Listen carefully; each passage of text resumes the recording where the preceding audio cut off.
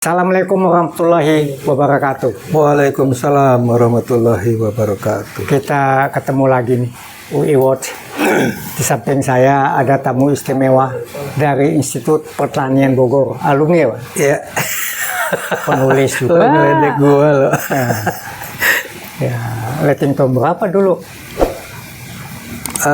Lulu ya, masuk 71. Oh, masuk satu. Tapi karena gue cinta sama IPB, keluarnya 78. Lebih setahun dari yang diwajibkan. Setahu saya juga pernah di PB soalnya. Setahu saya kalau kita lama-lama ada batas waktu. Ya, betul. Ada P1, P2, persiapan 1, persiapan 2. Ya. Nah, itu 2 tahun tuh kan. Ya. Nah, baru lanjut. Lo mungkin dulu di sana nggak sanggup kali ya, nggak mampu loh ya. Pindah ke UI. Kan ke UI. Di sana itu. UI lebih gampang maksud gue. Jadi gini, di IPB itu Ya. anunya itu apa ya? Kayak anekdot lah. Badan lu masuk bisa gede. Keluar kan kayak cacing. Karena dari pagi sampai malam. Tapi ya benar, benar itu. Kalau di UI jadi untuk di tingkat 1 itu, waduh, luar biasa. Pagi, gue nggak naik makanya tingkat jam 1. 8 kuliah sampai jam 10, jam 11, 3 jam tuh ya. Udah gitu nanti istirahat. Nanti jam 1 masuk lagi praktikum. Sampai jam 4 ya. Sampai jam 4. Nanti udah jam 4 selesai jam 5 responsi. Oh, udah deh. Saya sih. Oke, kita lanjut nih ceritanya. Ini sangat menarik ya. Itu yang namanya di Kuba. Saya baca dari YouTube, ada bekas duta besar kita di sana. Itu mengatakan, namanya saya lupa ya. Ya, oke. Cewek ya. Dia cerita sekolah gratis. Ya. Kesehatan gratis. Ya. Ini bukan main-main. Itu hajat hidup bangsa dan rakyat itu. Padahal negara komunis ya. Padahal negara komunis. Padahal sama Amerika digas terus dia supaya nggak berkutik. Ya kan? Kenyataannya dia bisa begitu. Kalau saya bilang maaf ya, negaranya kecil. Sumber dayanya juga apa sih? Sangat sumber daya alam ya. Paling dia punya SDA-nya, sumber daya manusianya yang SDM-nya. Nah, tapi paling tidak, ini kita ngomong-ngomong Bang. Saya prihatin aja dengan bangsa. Coba negara kita ini kan tahu sendiri. Kekayaannya luar biasa. Pulaunya 1.700 sekian. Ya. Hasilnya itu, waduh, jangan ditanya deh. Mendunia. CPO itu mendunia kan? Termasuk ranking 1, 2, 3 lah di dunia. 1. Nah, belum tambang. Emas jangan tanya. Freeport punya. Itu ada lagi yang di NTT. Kita masih punya. Belum minyak. Belum nikel. Seharusnya kita ini ya. Kita ngomong gini karena berharap ya anak cucu kita itu jangan sampai kayak kita lah. Kita kan sekolah biaya sendiri dulu ya, hanya segelintir orang lah yang dapat fasilitas, dapat beasiswa. Itu kan terbatas, ada dari pengusaha, ada dari pemerintah daerah ya. Nah, dulu saya kebetulan kena dapat dari pemerintah daerah juga, lumayan juga kan. Nah, jadi mungkin kita harus sampaikan, mau nggak mau, suka nggak suka, kita harus sampaikan ini kepada penguasa sekarang dah. Seharusnya bagaimana? Apa yang kita inginkan terhadap penguasa sekarang? Terima kasih, Ya. Mas Buyung. Saya sudah lama ini berpikir ini. Ya. Tapi ditahan aja ya, nggak dapat. Bukan, saya pernah nulis. Oh, pernah nulis. Pernah nulis. Bubarkan DPR, saya pernah nulis. dan saya sebarkan ke medsos dan grup WA. Dulu saya punya 160 grup WA, kan saya sebar semuanya ke sana. Nah, itu memang di negara kita ini boleh dikatakan seluruh pejabat yang ada sejak zaman SBY itu bandit semua. Tidak ada yang berpikir untuk kesejahteraan rakyatnya. Setiap presiden mengumpulkan duit untuk dirinya sendiri dan keluarganya. Coba lihat SBY, coba lihat Jokowi. Sekarang Prabowo kita belum selesai ya, jadi masih berjalan ya. Tapi naga-naganya kan kayak begitu juga arahnya. Kan pertanyaan kita kok bisa begini gitu. Berarti ada seleksi kepemimpinan yang tidak benar di negeri ini. Kalau kita mengacu pada Undang-Undang Dasar yang sudah dirubah, UUD 45 ya, UUD 45 ya? palsu, Oh yang palsu, yang sekarang, pasti yang akan terpilih pemimpin kayak begini semua. Seluruh dari presiden sampai menteri-menterinya sampai anggota DPR-nya semuanya akan kayak begini, bandit. Pasti, saya berani pastikan itu begitu. Dan sudah terbukti begitu gitu ya. Sudah terbukti begitu. Tapi bukan mereka aja. Pengusaha di kita juga lebih parah lagi. Justru karena itulah, justru karena mereka lah ini terjadi gitu. Gitu maksud gua. Jadi sumber dari kesalahannya di parpol. Oh. Jadi parpol ini menurut gua tidak berfungsi sama sekali. Nol kontribusinya untuk negara. Di Kuba nggak ada parpol. Ya itulah makanya saya bilang. Makanya ya kan. Kenapa Indonesia nggak bisa gitu? Iya. Jadi memang parpol itu kalau kita kembali mengacu kepada Undang-Undang Dasar 45 yang asli, yang dibuat oleh pemimpin bangsa kita sekaligus pendiri bangsa ini, itu nggak ada partai politik di dalam Undang-Undang Dasar. Yang ada adalah wakil-wakil daerah, wakil-wakil profesi, golongan. Itu lebih real karena masanya itu nyata. Oh ya, sebelum saya lupa nih, itu partai di sana itu kata-kata antar golongan itu S2 semua loh yang di Kuba itu. Iya. Itu semacam seleksi ya. Iya. Seleksi kecerdasan pemimpin ya. Karena antar golongan itu kan. Ya, kalau pemimpin kita kan memang gua ada lihat belum lama tuh, kemarin apa tadi gue lihat tuh pemimpin goblok. Indonesia ini pemimpinnya goblok semua gitu. Jadi ini ada satu orang yang gue menarik juga ini karena kita ternyata negara Indonesia di antara 61 negara goblok. Ya, dari baik pinter ke goblok gitu kan. Indonesia itu nomor 60. Nomor 2 dari bawah. Cari di YouTube ada itu. Ada. Gue baca. Gue lihat. Goblok apa korup? Goblok, bukan korup. Dia korup karena goblok gitu. Gue juga heran kenapa korup karena goblok. Jadi maksudnya begini. Dia itu korup tapi tidak menguntungkan kan kalau gini, dia punya semacam kriteria.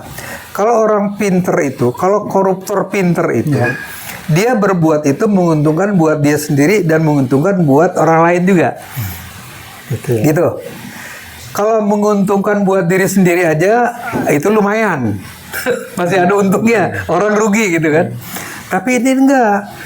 Yang pemimpin goblok ini menghancurkan diri sendiri, menghancurkan juga orang lain. ini menarik juga kriteria ini. Jadi maksud dia karena kebodohannya, ya kan? Dia merasa untung diri sendiri. Sebetulnya dia menghancurkan diri sendiri gitu. Setidaknya anak cucunya gitu. Tapi buat orang lain juga langsung kok bisa gitu? Ya kayak kasus inilah mungkin yang diberi contoh. Kasus di Sumatera kemarin yang gelondongan segala macam hutan hancur. Itu kan menurut dia untung kan, padahal kan rugi, rakyat banyak rugi. orang lain rugi gitu. Dianya sih nggak ada masalah kan.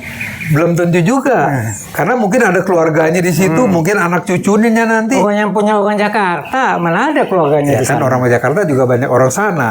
Hah? Orang Jakarta mimpin juga banyak orang sana. Luhut aja orang sana kan, ya kan. Pejabat itu yang paling gila. Luhut nggak ngerasa berdosa tuh. Iya, memang karena itulah goblok dia. Nggak merasa berdosa, ya kan? Gitu. Jadi menurut orang ini ya, ini menarik ini kriteria yang dipilih. Nah, kita kembali ke yang tadi. Jadi menurut saya, partai politik sama sekali tidak ada kontribusinya yang positif terhadap negara sejak berdiri. Kamu tanya sekarang apa? Lo sebut aja satu partai politik yang dari mana aja. Itu yang saya belum ketemu. Nah, itu maksud gua. Apa? Tidak ada satupun partai, bisa bayangkan partai politik di Indonesia puluhan. Ya. Satupun tidak ada yang pernah punya kontribusi positif untuk bangsa dan negara Indonesia, apalagi rakyat. Nggak ada.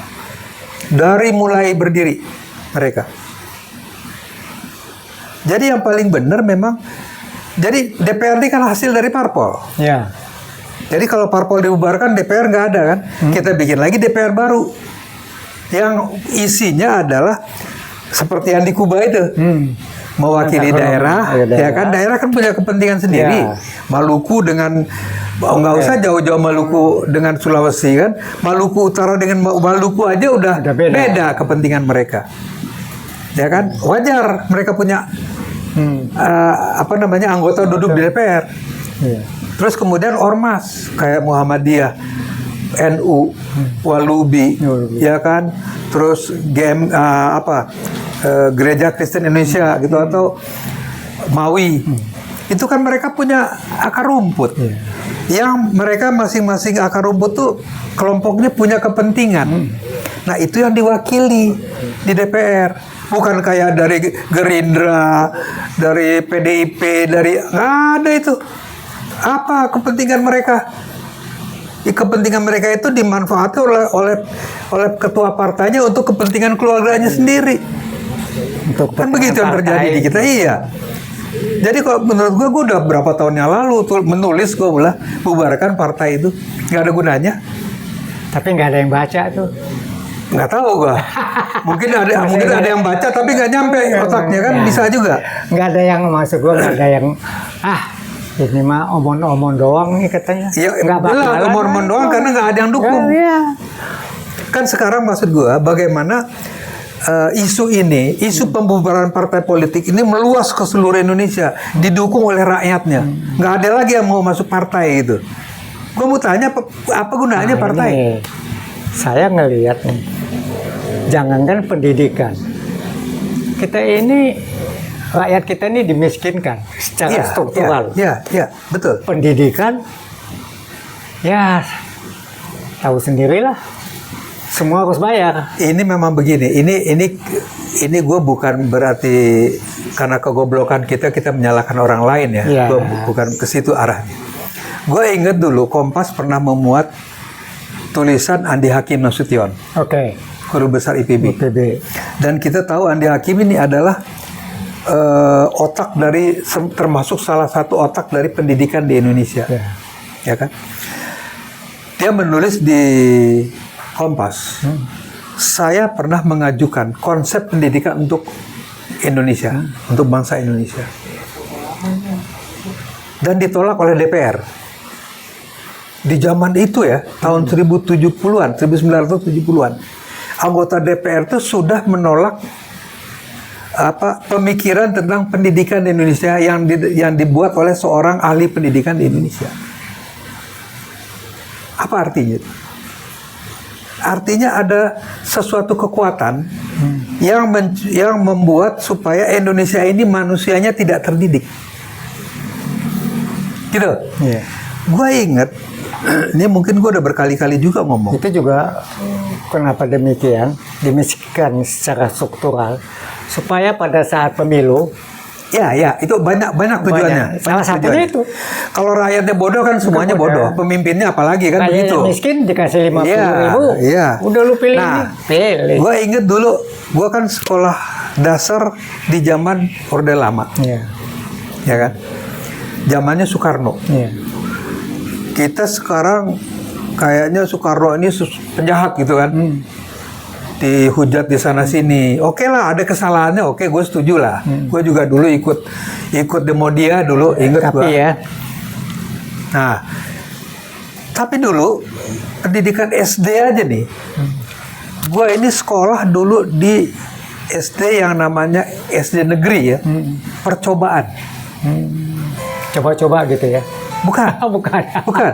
SD percobaan ini adalah, dan itu ada di semua ibu kota Iya. provinsi di Indonesia. Setiap ibu kota provinsi ada satu SD percobaan. Oke. Hanya 2 kota yang mempunyai 2 SD percobaan, yaitu Jakarta sama Yogyakarta. Yogyakarta wajar lah dia kota pendidikan kan. Jakarta karena ibu kota negeri, ya negara ya kan. Apa itu SD percobaan? Jadi SD percobaan ini adalah sekolah dasar yang dijadikan laboratorium untuk penerapan mata ajaran baru atau konsep pendidikan baru. Gitu. Jadi artinya nggak sembarangan kayak sekarang. Sekarang siapa yang menang tender dia bikin sendiri pertanyaan-pertanyaan di bukunya. Memang pemenang tender percetakan itu dari mana ahli pendidikannya? Dia ngarang semaunya aja kok tuh isi buku.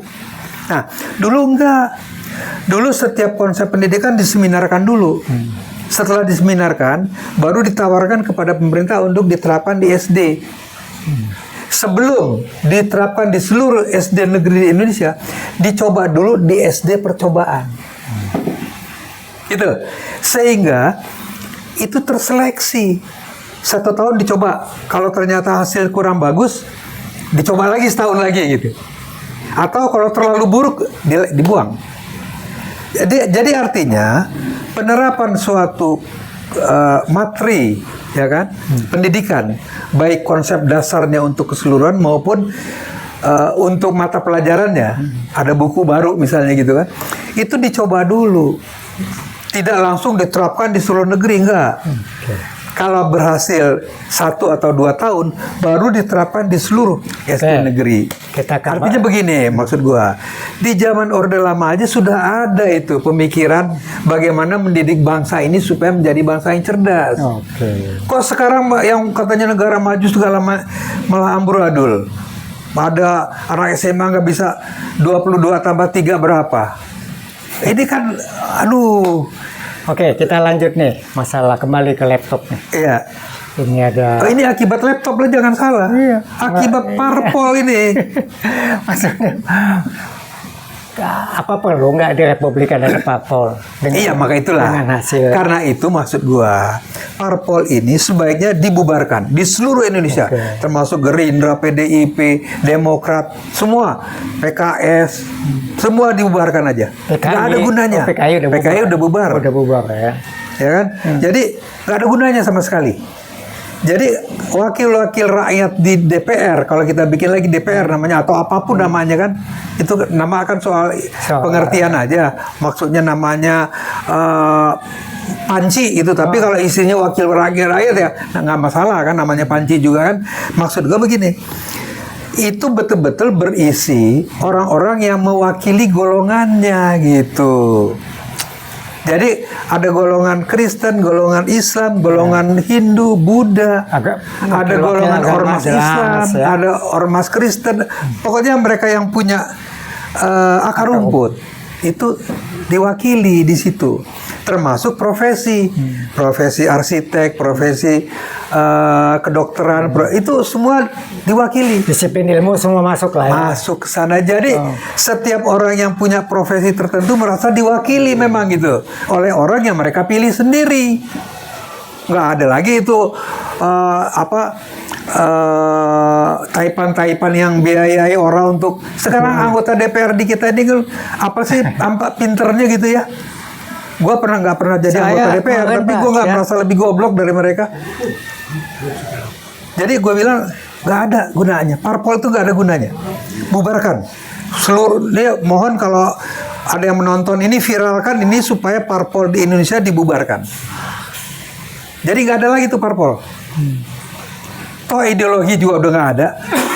Kan nggak ada lagi yang partai berideologi Islam kan nggak ada lagi udah. Ngapain kita pusing? PKS nggak juga. PKS itu juga pemimpinnya koruptor. Apa ya Islamnya? Jadi maksud gua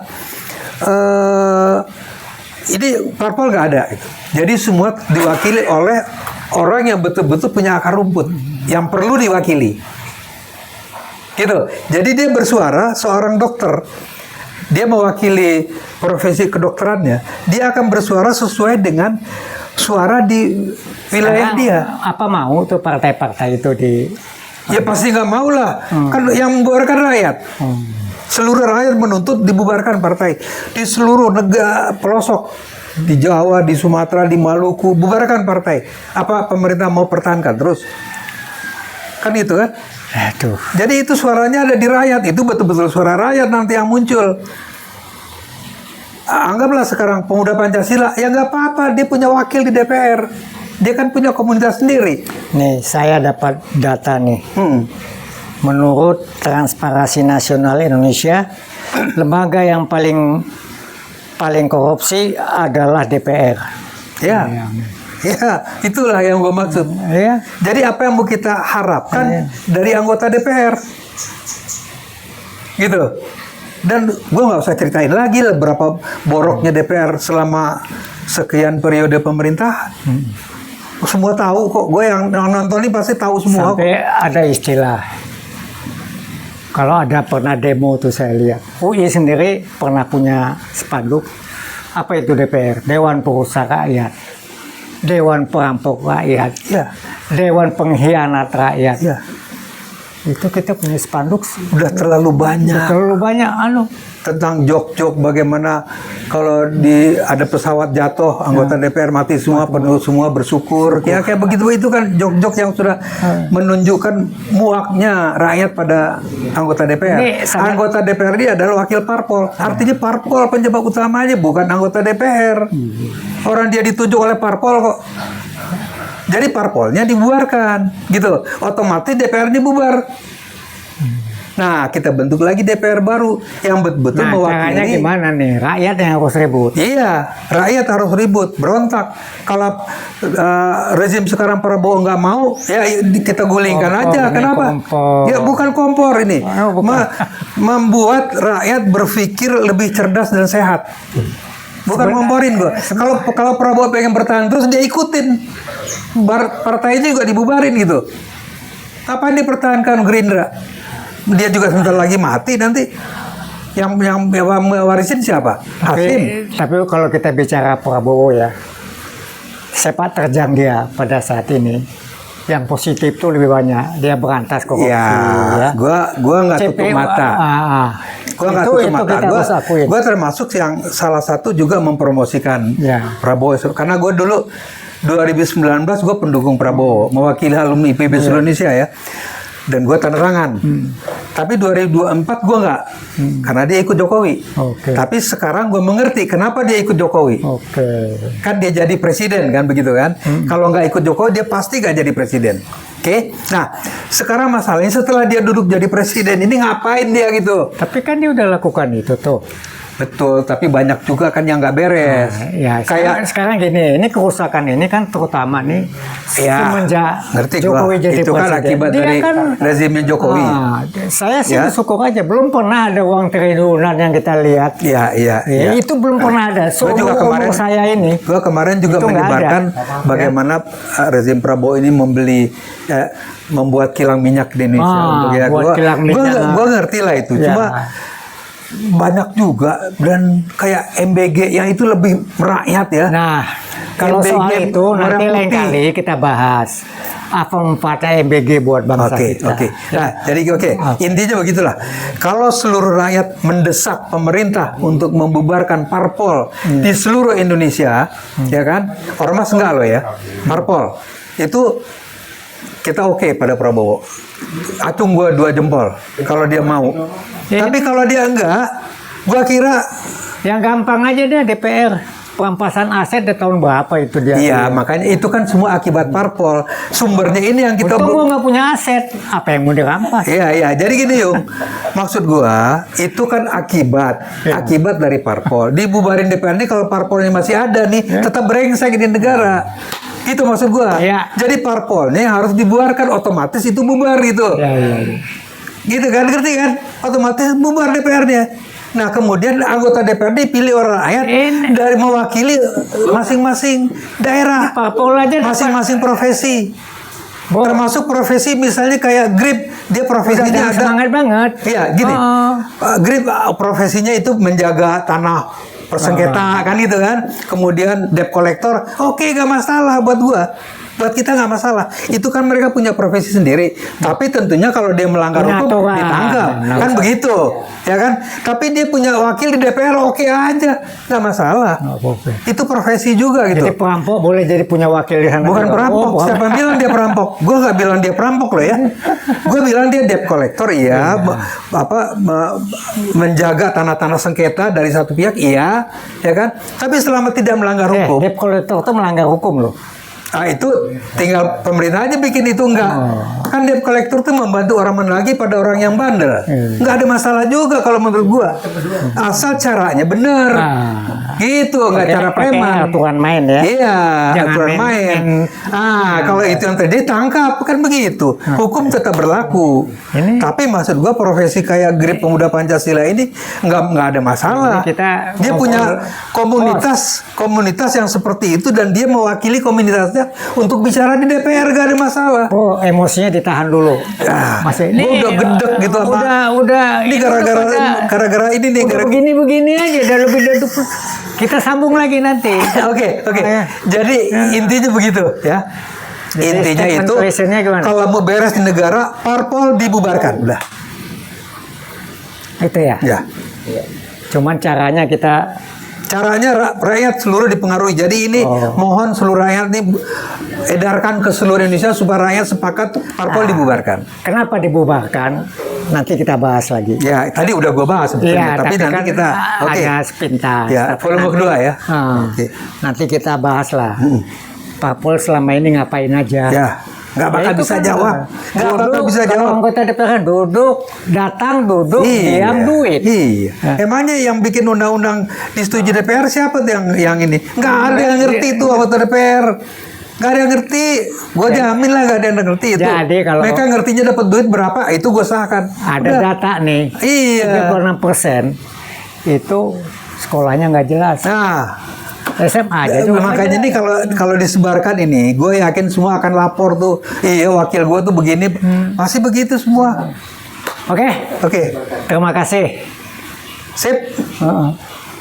Waduh, ini ngomongnya jadi emosi banget. Iya haruslah. Ini zaman negara udah mau runtuh, kita masih diam-diam aja. Enggak, saya masih percaya sama Pak Prabowo. Belum runtuh. Kalau dibilang mau ya. Udah di jurang. Oke, terima kasih. Oke. Assalamualaikum warahmatullahi wabarakatuh.